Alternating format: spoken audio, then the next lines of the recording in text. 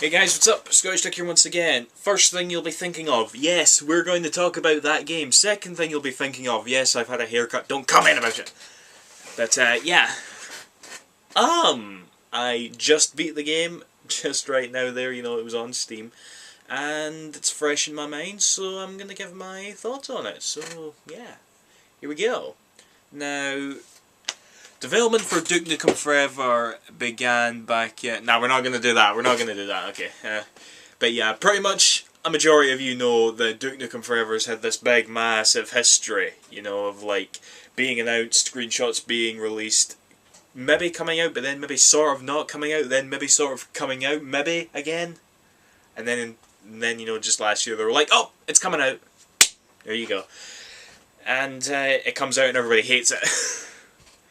Now, I have no connection to Duke Nukem, you know, like, at all, right? I've just always thought he's been kind of a cool, typical, well, not typical, you know, like, what's the word? You know, a good example of a video game character, you know, he's not necessarily, it's not that he is relatable, I don't know, I can't be arsed explaining. But yeah, I've always liked Duke Nukem, basically, you know, I've always thought he was a good character to just, you know, have a laugh with. Now, I've got Duke Nukem 3D, but for the Sega Saturn, and pretty much all console versions of that were shit, as far as I'm aware. Maybe I'm wrong, I don't know, but basically the PC version was where it's at. And when Duke Nukem was like coming out, I was like, oh cool, I've heard about this game for years, you know, it's been like never coming out. Then it comes out and it gets mega bad reviews, and I'm just thinking there, wow, never expected that, I mean, wow. And then it was on a Steam sale for a $5, and I'm just thinking to myself,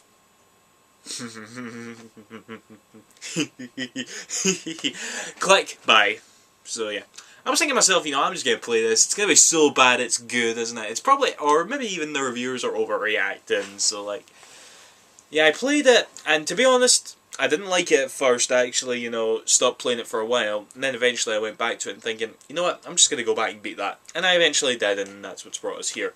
And we're like minutes into the video and we're actually getting into talk about the game. So yeah, story-wise, I'm assuming it takes place after, you know, Duke Nukem 3D, because, you know, Duke Nukem's like king of the world now, everybody loves him and shit, and you go about his palace and, you know, everything's all hunky-dory.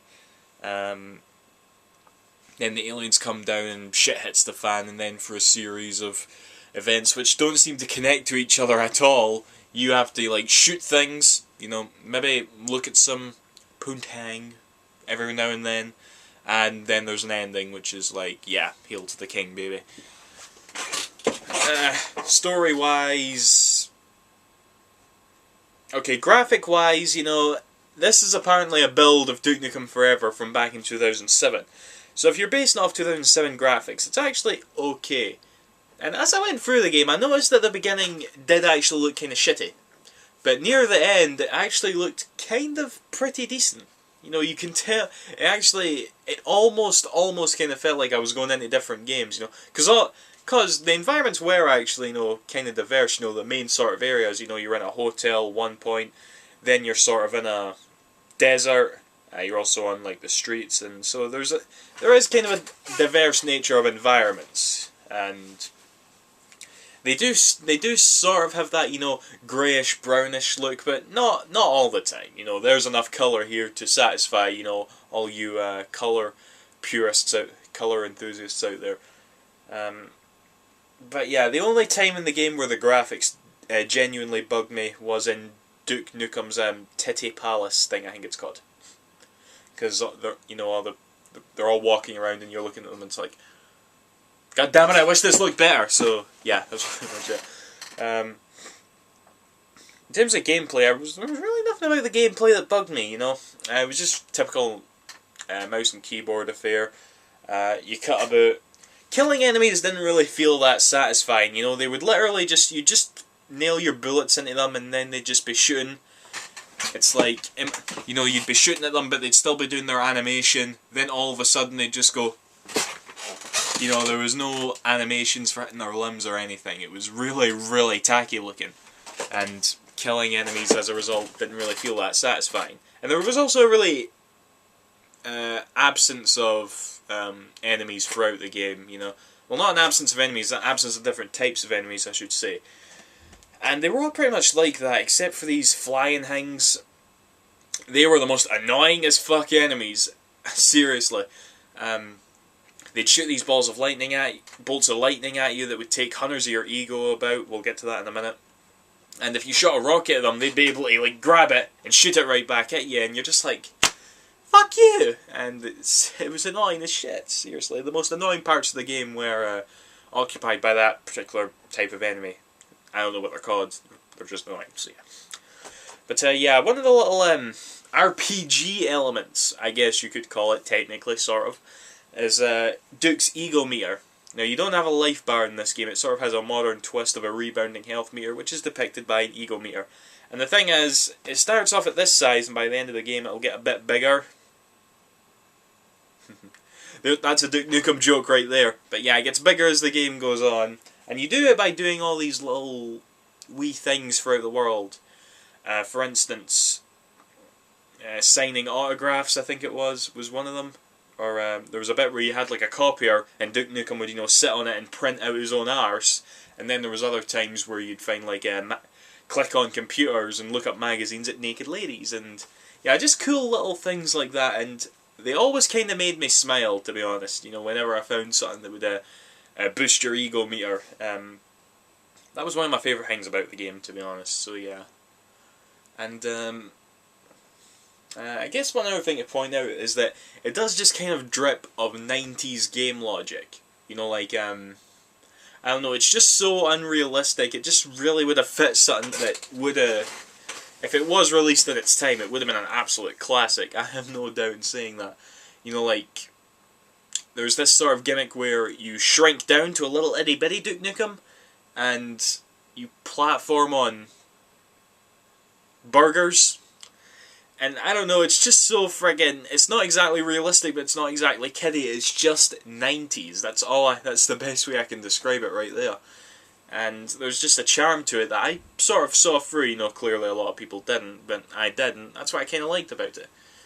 And again, as I said in the beginning of the game and the end of the game, it does get genuinely better as you go on. So it does have a really bad first impression, but stick through it to the end, and I think you will have a bit more fun than you probably would have expected. That's not to say, you know, I'm telling you all to go out and buy this game right now, okay?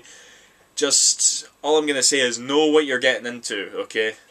That's yeah, when you go out to buy it. Is there anything else I want to talk about? I didn't really like that part in the Hive where, you know, the kidnapped babes of the world were being sort of made into these sort of egg things to house the aliens, and the babes would kind of, you know, like moan because they were all in pain, and then they would explode and the aliens would come out. Okay, I don't want to I don't want to get into this or anything, you know, maybe going into feminism or moral beliefs or whatever. I'm just saying it was pretty fucking rank, alright, in both a visual sense and kind of a moral sense. It was just like, oh, really? Really?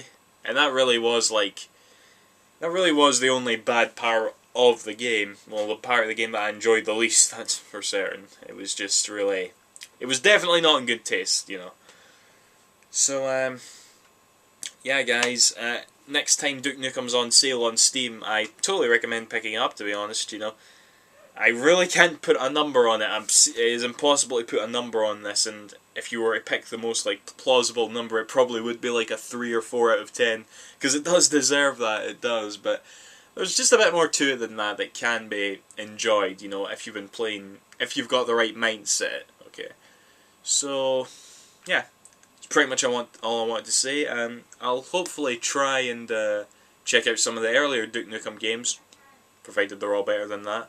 And I actually do kind of hope that they make another one, you know, like a Duke Nukem Forever Ever, you know, with a legit development plan that's well managed and doesn't take 15 fucking years. Because if they do that and Gearbox is behind it, I imagine it would be like a lot better. Because Gearbox is a good developer, you know. They They made Borderlands, which was awesome, and they're making Aliens Corporal Marines with Sega, which is looking pretty sweet. What else did they make? They made some other things, but they're a good developer, they are, so yeah. That's all I've got to say about that, so yeah, overall I enjoyed it. Yeah. See you after, guys. Thank you for watching. Bye-bye.